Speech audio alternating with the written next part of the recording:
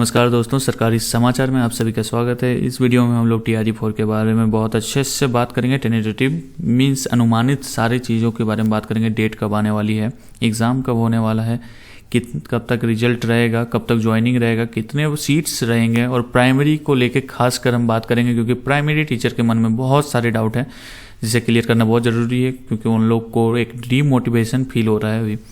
ठीक है, तो चलिए इस वीडियो में शुरू करते हैं कि अभी करंट क्या सिचुएशन चल रहा है।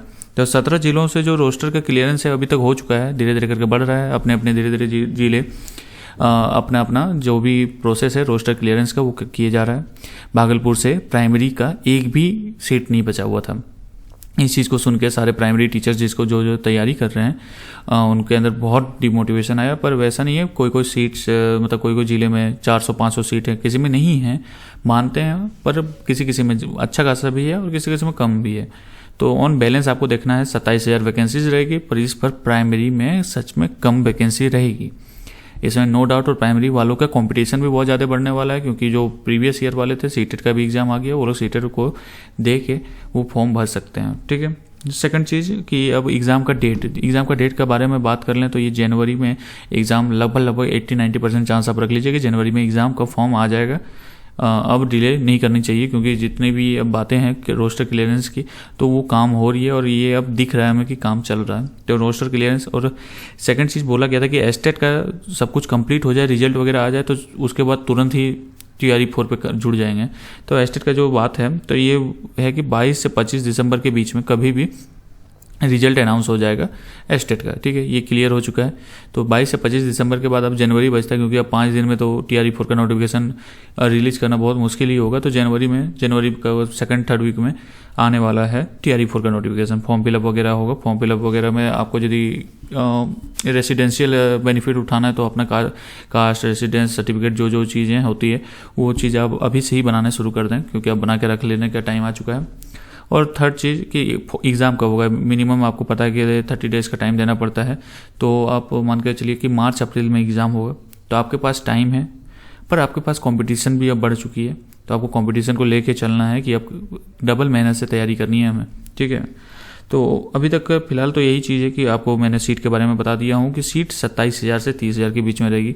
पर हाँ, इसका एक उपाय चल रहा है कि अभी बहुत हमारे मतलब टीचरगण सब मिलके, बहुत सारे स्टूडेंट सब मिलके अपना कमेटी बना के तो फाइट कर रहे हैं कि टीचर का जो वैकेंसी है उसे बढ़ाया जाए क्योंकि पहले जब बताया गया था कि 1 लाख प्लस वैकेंसी होगा तो उसके हिसाब से आप 50% भी उसका नहीं दे रहे हैं। तो ये एक गलत चीज़ है कि आप 1 लाख बोले हैं तो मानते हैं चलिए घटा दिया गया है कि कुछ सीट वगैरह बढ़ गया या घट गया जो भी है, पर 50,000 कम से कम मिनिमम सीट रहनी चाहिए। 1 लाख से आप उसको 27,000 मीन्स 27% में लेके आ गए हैं 100% से, तो बहुत ज़्यादा ये गिरा के ये ठीक भी नहीं है एक तरीके से।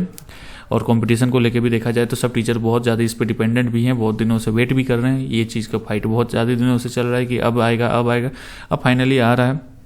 तो अपना एग्ज़ाम का तैयारी अच्छे से करें, अपना जो भी है फोकस अब फुल शिफ्ट में रखें क्योंकि KBS, DVSSB, TRE-4 ये सब लगातार चलने वाली है। अब टीचर की बहाली धूम-धाम से हो रही है तो अब आप अपना फोकस 100% रख दें, अपना सारे सिलेबस को कंप्लीट करें, रिवीजन करें, टेस्ट दें, टेस्ट वगैरह कोई भी चीज़ का डाउट हो टेलीग्राम में पिन कर दें, टेलीग्राम में मैसेज करें, मैं आपको बताऊँगा कि कहाँ से आपके लिए बेटर हो सकता है, कहाँ से आप और अच्छे से मेहनत कर सकते हैं। तो इस चीज़ को लेके आप बेफिक्र रहें, कभी कुछ भी डाउट हो तो कॉमेंट करके आप ज़रूर पूछ लें।